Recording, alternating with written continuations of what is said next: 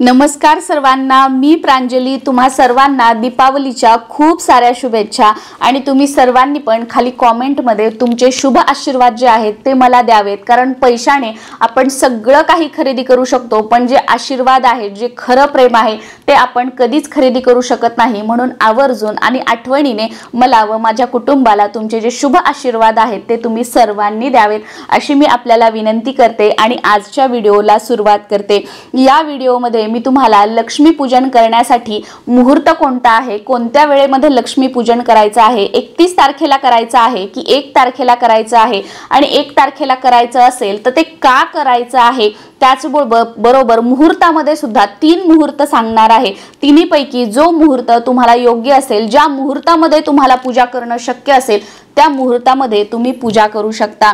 अतिशय साध्या व सोप्या पद्धतीने पण तितकीच विधिवत आणि स्टेप बाय स्टेप पूजा मांडणी आणि पूजा तुम्हाला सांगणार आहे। सुरुवातीपासून ते अगदी शेवटपर्यंत, म्हणजे दुसऱ्या दिवशी उत्तर पूजा कशी करायची इथपर्यंत संपूर्ण माहिती देणार आहे। संकल्प कसा करावा, पूजा करत असताना मंत्र कोणते म्हणायचे आहेत, नैवेद्य काय दाखवायचे आहेत, कारण 2 प्रकारचे नैवेद्य दाखवले जातात। तसं तर आपण 3 प्रकारचे म्हणू शकतो, पण 2 प्रकारचे नैवेद्य दाखवले जातात। आणि आरती कोणती करायची आहे अशी संपूर्ण माहिती, आरती कशाने करायची आहे साध्या सोप्या भाषेमध्ये सांगणार आहे। तर सुरुवात आपण करूया मुहूर्तापासून। तर कॅलेंडरनुसार कार्तिक अमावस्या 31 ऑक्टोबर रोजी दुपारी 3:52 सुरू होत आहे, आणि ही तारीख जी आहे ती 1 नोव्हेंबर रोजी संध्याकाळी 6:16 संपत आहे। कार्तिक अमावस्या शुक्रवार 1 नोव्हेंबर रोजी आहे। अमावस्या तिथीला प्रदोष व्यापिनी मुहूर्तावर दिवाळी पूजन करायचे असते असे शास्त्रानुसार आहे। म्हणून आपल्याला लक्ष्मी पूजन जे आहे ते 1 तारखेला करायचे आहे, कारण या दिवशी प्रदोष व्यापिनी मुहूर्त आहे।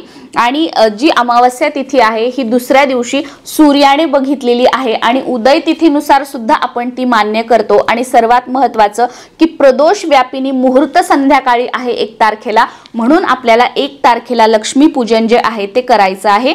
आता मी तुम्हाला 3 मुहूर्त सांगते। जो पहिला मुहूर्त आहे त्या मुहूर्तावर जनरली आपण सगळे 80-90% सगळे लोक आपण त्याच मुहूर्तावर लक्ष्मी पूजन करत असतो, पण काही कारणाने तुम्हाला पहिल्या मुहूर्तावर शक्य नाही झालं तर दुसरा मुहूर्त निश्चित काल आहे, त्या निश्चित कालामध्ये तुम्ही पूजा करू शकता। आणि तिसरा मुहूर्त महानिश्चित कालामध्ये आहे, त्याच्यामध्ये सुद्धा तुम्ही पूजन करू शकता, कारण निश्चित काल आणि महानिश्चित कालामध्ये केलेली पूजा सुद्धा खूप प्रभावी मानली जाते। म्हणून या पद्धतीने असे 3 मुहूर्त आहेत।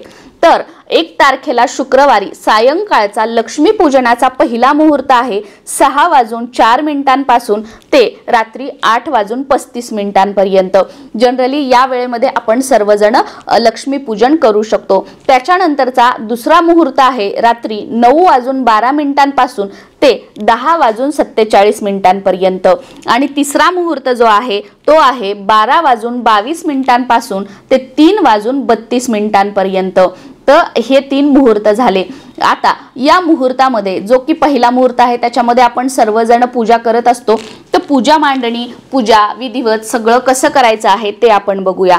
सर्वात अगोदर जिथे तुम्ही पूजा मांडणी करणार आहात ती जागा स्वच्छ करून घ्यायची आहे। तुमच्याकडे जर एखादी नवी कोरी सतरंजी वगैरे असेल तर ती तुम्हाला अंथरून घ्यायची आहे। आपण वापरलेली किंवा धुतलेली सतरंजी आपण ती घ्यायची नाहीये। तुमच्याकडे न धुतलेली कोरी सतरंजी किंवा न वापरलेली सतरंजी असेल, जुनी जरी असेल किंवा तुम्ही नवीन जरी घेतलेली असेल, ती अंथरून घ्यायची आहे। का अंथरून घ्यायची आहे?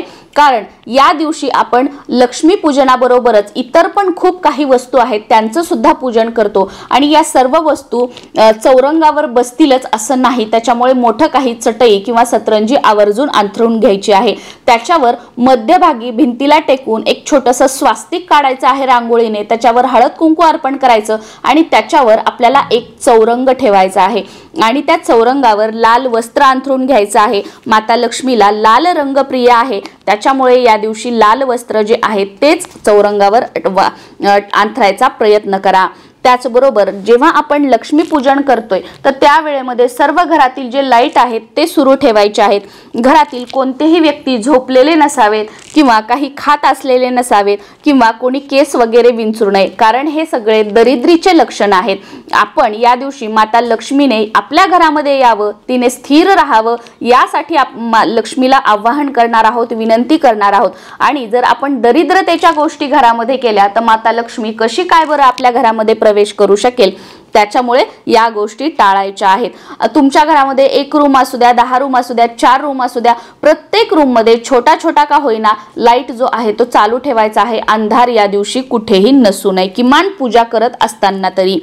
सर्वात अगोदर चौरंगाच्या समोर चांगली रांगोळी काढून घ्यायची आहे आणि त्यानंतर सुरुवातीला दीप लावून घ्यायचा आहे, दिवा लावून घ्यायचा, दिव्याची पूजा करायची आहे, हळद कुंकू अर्पण करायचं आहे, दिव्याला फूल अर्पण करायचं आहे आणि थोडीशी साखर सुद्धा दिव्यासमोर ठेवून दिव्याला नमस्कार करायचा आहे. आणि अग्निदेवतेच्या साक्षीने जी काही आपण विधिवत पूजा करणार आहोत त्याची सुरुवात करायची आहे. कारण अग्निदेवता तुमच्या जर पूजेच्या साक्षीला नसतील तर ती पूजा विधिवत म्हणजे देवी देवतांपर्यंत पोचत नाही असं म्हटलं जातं. त्याच्यामुळे दिवा सुरुवातीला लावणं खूप महत्त्वाचं आहे. आणि या दिवशी आवर्जून माता लक्ष्मीसाठी गुलाबाचं फूल असेल, गजरा असेल, अत्तर असेल किंवा तुम्हाला जर भेटलं तर कमळाचं फूल घ्यायचं आहे आणि या दिवशी ते माता लक्ष्मीला अर्पण करायचं आहे. कारण माता लक्ष्मीला सुगंध हा खूप प्रिय आहे आणि माता लक्ष्मी स्वतः कमळामध्ये बसलेली आहे. त्याच्यामुळे कमळाचं फूल मिळालं तर आवर्जून घ्यायचं आणि ते अर्पण करायचं. सुरुवातीला आपल्याला काय करायचं आहे, दिवा लावल्याच्या नंतर संकल्प करायचा आहे.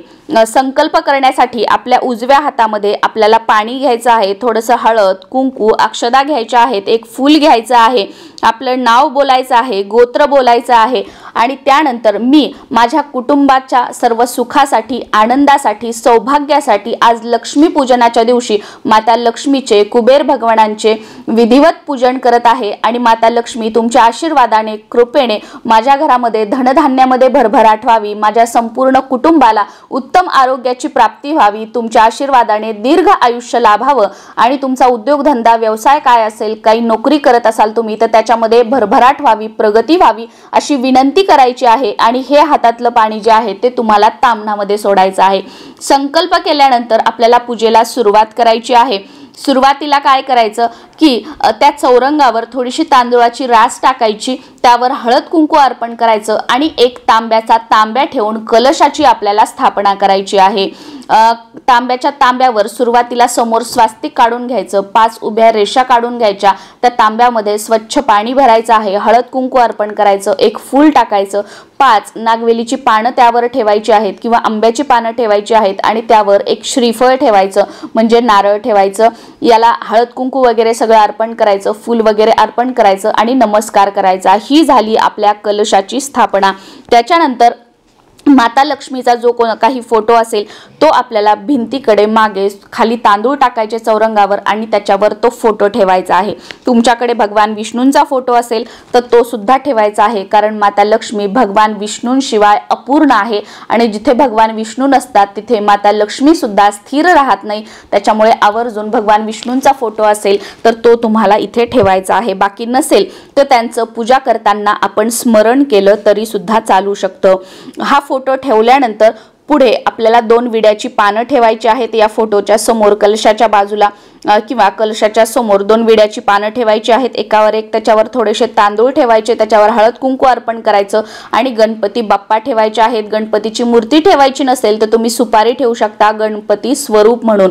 आणि ही सुपारी जी आहे ती ताम्हणामध्ये घ्यायची, त्या सुपारीवर अभिषेक करायचा किंवा गणपतीच्या मूर्तीवर अभिषेक करायचा. अभिषेक करत असताना ओम गण गणपतये नमः हा मंत्र म्हणायचा आहे. त्यानंतर मूर्ती किंवा सुपारी स्वच्छ पुसून त्या विड्याच्या पानावर ठेवायची, हळद कुंकू अर्पण करायचं, लाल फूल अर्पण करायचं, गुळ खोबऱ्याचा नैवेद्य दाखवायचा आणि गणपती बाप्पांना नमस्कार करून या लक्ष्मी पूजनाची आपल्याला सुरुवात करायची आहे.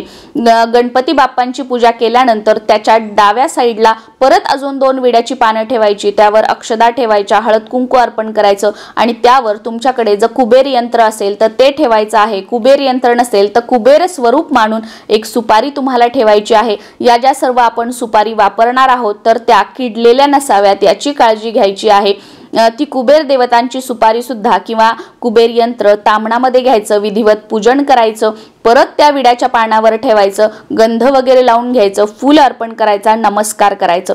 त्याच्यानंतर अजून 2 विड्याची पानं त्याच्या बाजूला ठेवायची, त्याच्यावर थोडेसे तांदूळ हळद कुंकू अर्पण करून घ्यायचं आणि त्याच्यावर तुमच्याकडे जर श्रीयंत्र असेल तर ते ठेवायचं आणि श्रीयंत्र नसेल, माता लक्ष्मीची मूर्ती असेल तुमच्याकडे तर ती तुम्ही ठेवायची, त्यावर अभिषेक करून घ्यायचा, परत ती जागेवर ठेवायची, हळद कुंकू वगैरे अर्पण करायचं, माता लक्ष्मीला गजरा अर्पण करायचा, अत्तर लावायचं, सुगंधित अत्तर लावायचं, गुलाबाचं फूल असेल तर ते अर्पण करायचं आणि नमस्कार करायचा आहे। त्याच्यानंतर आपण जो मागे माता लक्ष्मीचा विष्णूंचा फोटो ठेवला असेल तो स्वच्छ पुसून घ्यायचा, त्याला हळद कुंकू वगैरे लावायचं, गजरा अर्पण करायचा, जो काही हार फुलं गुलाबाचे जे असतील कमळाचे ते सर्व अर्पण करायचे, माता लक्ष्मीला अत्तर आवर्जून लावायचं, नमस्कार करायचा।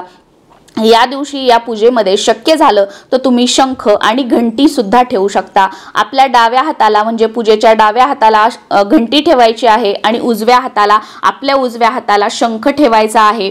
या शंखाची आणि घंटीची सुद्धा पूजा करून घ्यायची आहे, नमस्कार करायचा आहे। त्याचबरोबर या दिवशी लक्ष्मी पूजनाच्या दिवशी जे पैसे असतात, जे सोनं चांदी असतं यांचं सुद्धा पूजन केलं जातं। तर आवर्जून एका तामणामध्ये तुम्हाला काही नोटा, काही पैसे ठेवायचे आहेत आणि कॉइन सुद्धा ठेवायचे आहेत। त्याचबरोबर जे काही सोनं कमी जास्त जे काही सोनं असेल ते सुद्धा ठेवायचं आहे। आणि या दिवशी जे काही प्लेट वगैरे आपण सगळं वापरणार आहोत पूजा करण्यासाठी तर ते सगळं पितळेचे किंवा तांब्याच्या वस्तू किंवा ताट वाटी वापरण्याचा प्रयत्न करा। पण शक्य नसेल तर तुम्ही दुसरं घेऊ शकता, पण शक्यतो 90% ट्राय करा की तांब्याचं ताम्हण वगैरे पूजेसाठी सगळं ठेवण्यासाठी आपण वापरू शकू। तर हे जे पैसे सोनं ठेवलेलं आहे याला सुद्धा हळद कुंकू अर्पण करून घ्यायचं आहे, अत्तर थोडंसं स्प्रिंकल करायचं आहे आणि नमस्कार करायचा आहे। त्याचबरोबर या दिवशी 5 धान्याची किंवा सप्तधान्याची सुद्धा पूजा केली जाते। जे आपण सुगडे असतात बघा, संक्रांतीमध्ये छोटे छोटे बोळके सुगडे वापरत असतो किंवा लक्ष्मी पूजनासाठी सेपरेट पूजा साहित्याच्या दुकानामध्ये छोटे छोटे बोळके मिळतात डिझाईन वगैरे केलेले, किंवा सुगडे तुमच्याकडे प्लेन असतील तर त्याला हळदी कुंकू लावून घ्यायचं आणि हे डिझाईनचे आणलेले असतील त्याला सुद्धा हळदी कुंकाचं एक एक बोट लावून घ्यायचं आणि या 5 बोळक्यांमध्ये किंवा 7 बोळक्यांमध्ये जे अख्खं धान्य असतं ते ठेवायचं आहे। बरेच जण काय करतात की आपल्या ज्या डाळी डुळी असतात त्या ठेवतात, तर असं करायचं नाही। जे अख्खं धान्य असतं जसं की गहू, ज्वारी, अख्खे मूग, चणे, धणे हे सगळं ठेवायचं असतं आणि एका बोळक्यामध्ये धणे जे आहेत ते आवर्जून ठेवायचे, कारण या पूजेमध्ये धण्याचं खूप जास्त महत्त्व आहे।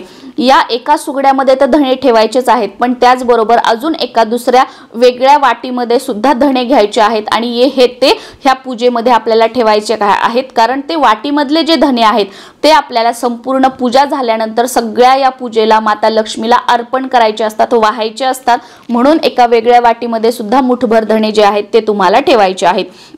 ह्या सुगड्यातलेच धणे उचलून वाहायचे नाहीयेत शेवटी।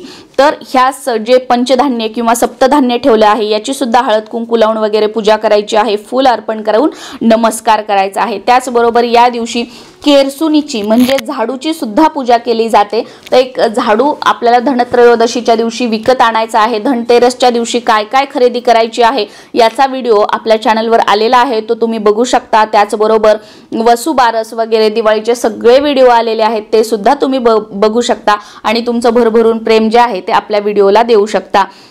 तर झाडूची सुद्धा हळद कुंकू फूल अर्पण करून तुम्हाला पूजा करायची आहे माता लक्ष्मी स्वरूप मानून आणि त्याला नमस्कार करायचा आहे। ही सगळी पूजा झाल्यानंतर जे काही आपले धणे आहेत ते सुद्धा सर्व पूजेवर आपल्याला थोडे थोडे अर्पण करायचे आहेत आणि ही पूजा झाल्यानंतर लाह्या व बत्तासे जे आहेत त्याचा नैवेद्य आपल्याला या पूजेला दाखवायचा आहे। लाह्या बत्तासे एका वाटीमध्ये घ्यायचे किंवा प्लेटमध्ये आणि त्याचा नैवेद्य दाखवायचा आहे।